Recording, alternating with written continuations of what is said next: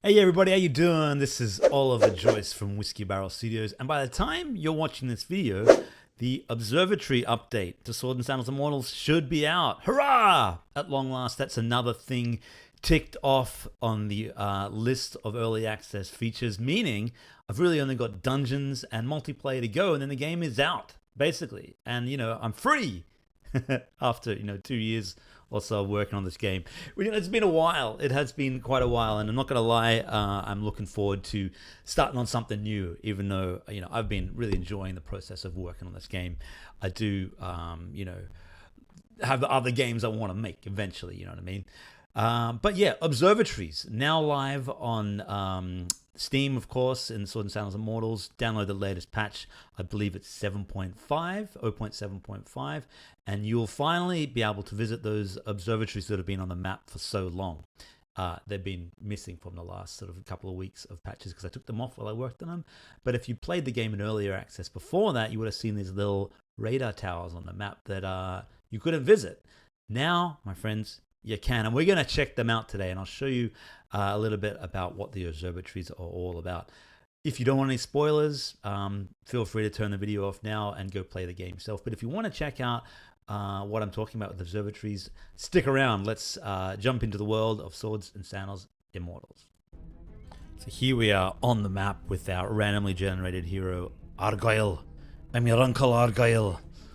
And you can see here on the map this little radar tower, and they've been there for a long time. I put them in when I put the original map in. For those who don't know, you can zoom in and out on the map with the mouse wheel, and of course if you're over here looking at something else, just double click and it centers you back. Little undocumented features, but let's go to the observatory now.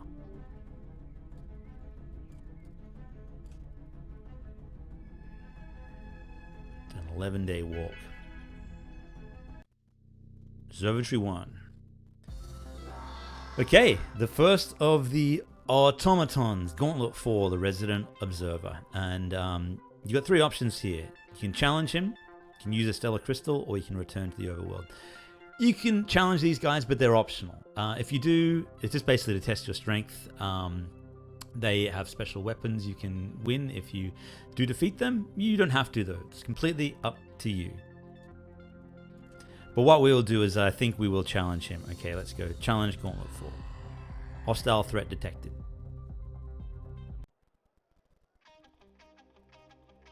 Deployed as frontline troops on hostile worlds, the versatile Gauntlet 4 model of automaton is a master of tactical combat. And here he is. He has a yellow light blade. A light blade.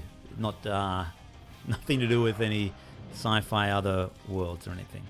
So Champion Observatory 1, I need to rename that to actually Observatory 1.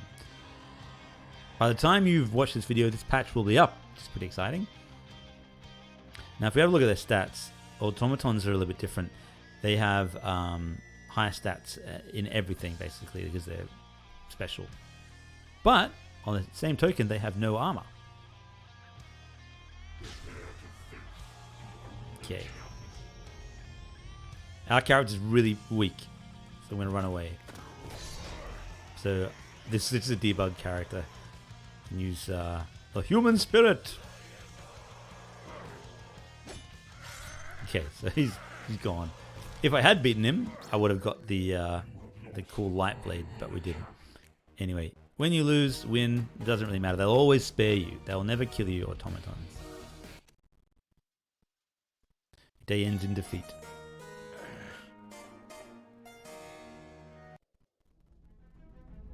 Okay, so we're back at the map. You would have noticed a little kind of flicker there. One other thing in this patch, which I'm still finalizing, is loading screens off. In the past, there's been lots of loading screens. Fade to black, fade to white, fade to black, fade to the game and everything. I'm experimenting with having them off. You can turn them on if you want. If you have a slow machine, I recommend turning them on. But if you have a fast machine like this one, I've really been able to minimize those fades to black, and just you might notice a tiny bit of jitter and stutter in between screens, but up to you. It makes the game a little bit more sort of janky looking, just in terms of the stutter, but a lot of people hated the constant loading screens, which were necessary because I had to load in all the data for all the different the gladiators and the shops and everything. That's to kind of loop through and give all these characters items, weapons, spells, and everything. That takes a few seconds. So anyway, what are we here for? We're here to actually use the stellar crystal. So one moment. Okay, so when you use the stellar crystal, you see this screen. We have the technology to either use the stellar crystal to fire a great beam of energy at the starbound gladiator to weaken him. Alternatively, we can use the stellar crystal to send a message to our galactic allies in an attempt to delay his arrival. Either way, the crystal will be destroyed on use. What is your choice? Weaken enemy, delay enemy, or about solar system? Well, let's have a look at about our solar system. This is a star map of your solar system, CX Phaeton. Yours is the second of 5 planets orbiting a yellow giant called Phaeton. And of course, the capital city in Brandor, Phaetor, is named in honor of the star Phaeton. There you go. Of the other planets here, Halcyon is a verdant Terran world, much like your own, and is at present a pristine and unspoiled world. Vanguard is the closest planet, a barren rock with no atmosphere, and the massive gas giants Bors and Mercedes cannot support life as you know it. Yours is a fine world gladiator, and maybe in future Sword and Sandals adventures we may visit the world of Halcyon.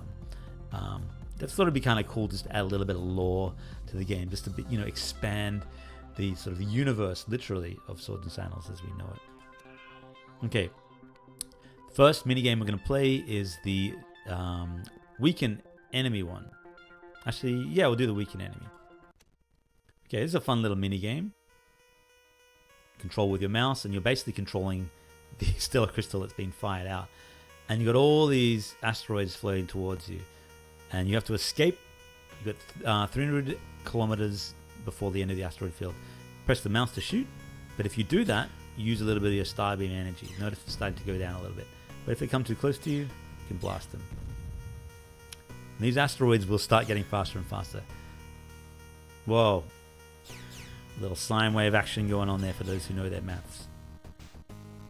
If you get hit by them, it's not game over, but you take, I think, 25% health damage. So, pretty challenging, but good thing is you get 2 tries at this. So if you mess up, you get another try before the stellar beam is used. Whoa. 50 kilometers to go. Can afford no more hits. Cool retro music here as well. Hey, we made it. So yeah, it's definitely possible. The stellar beam has cleared the asteroid field with 23% power remaining.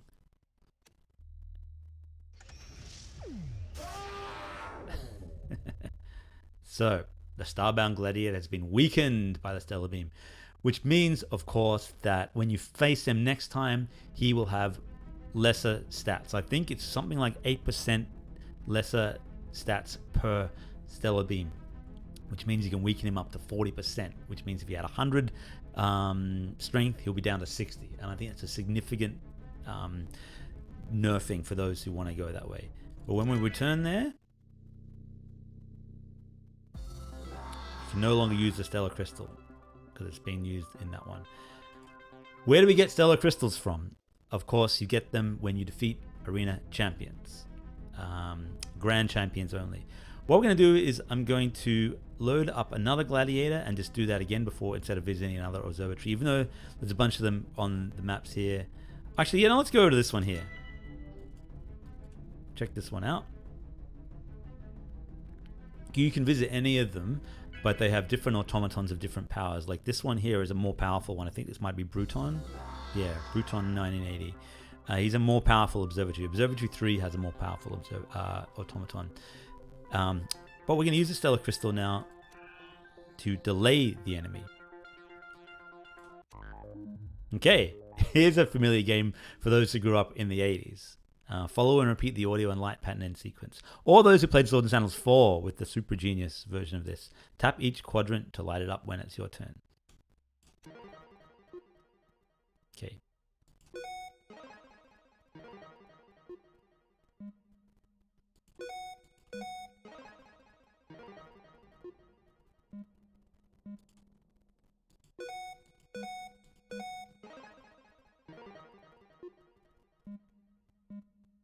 Okay. pretty easy stuff, right? But the more you do of these, the sequence gets longer. And so if you've done 5 or 6 or 4 of the automaton observatories with this, then that sequence might be 11 or 12 long. Yay! The stellar crystal signal is fired. Our allies will be contacted. Hurrah! Now, as I said, I'm just actually finishing off this patch. So there's a few little things I've got to iron out. Most likely today, it's Friday here in Australia. By the time you see this video, it'll probably be Saturday night, that kind of thing. But the patch should be, knock on wood, up by then. I hope you enjoy it. It's just a fun little kind of retro sci-fi themed patch with a couple of fun mini games and that sort of retro 8-bit style sound, just to add a little bit of depth to the world. And of course, weaken the Starbound Gladiator for those who found that enemy too challenging. I'm thinking every time you delay the Starbound Gladiator, you might get an extra 20 days or something. So you can extra 100 days for those who wish to do so. For those who are pretty savvy and know that there are 12 stellar crystals for 12 arena champions and only 5 observatories, the other stellar crystals will be used to open dungeon doors. Okay, so dungeons are coming. I don't know, I haven't started on them yet. I'm going to start working on them probably next week, which is pretty exciting. I want to give a hearty shout out now to my Patreon supporters. Daniel Funches, Pookie, Barty X, Cheese Chow, Brandon K, Ilya Gurovich, Pipuch, Timmy Boy, X Up Omega, Jeffro of Hex 3D, Hopeless, Eunice, and Noah, my good friend Noah Gudajan. Apologies. I should know because you've been with us for so long. I should not mess up your name. They're a hearty bunch, as I always say. Stalwart companions all, and have really helped me along this game dev journey. And we'll probably, hopefully, continue as I make the next game, which won't be a Sword and Sandals game. I'm looking forward to doing something else. If you want to join these guys and get a weekly, mostly weekly newsletter detailing all my adventures in Swords and Sandals and beyond, you are welcome to support me on Patreon. Hey, I'm talking here, Thargan. Get off. That guy. Support me so we don't have to have that guy hanging around so much. Honestly, I do really appreciate you guys. You don't have to support me on Patreon. It's completely optional. But if you have, if you want to, it's about a cup of coffee a day. I mean, a month. Not a day. That would be really expensive. It'd be a very expensive coffee. Coffee is getting expensive. What a weird tangent. Anyway, I'm kind of hyped up. I want to get this patch finished and ready and then jump onto the dungeons patch and get that finished and ready. I'm sort of scrambling to get this all done and dusted by the end of the year. I may or may not release the game in full version with or without multiplayer ready or not. We want to see, how long that's going to take. But it is coming along, but I have another guy who's working on it, so I can't tell you exactly when that's going to be ready. Hoping end of the year, January, February, we'll see. But that'll be fun. But, we're getting to the end of this journey. It has been a wild ride, and the game has changed a lot since it first came out. It hasn't been the wild success that I had hoped it had been. I really wanted to bring Swords and Sandals to the greater world. It's been popular, which is great, but just not quite the hit that, I hoped.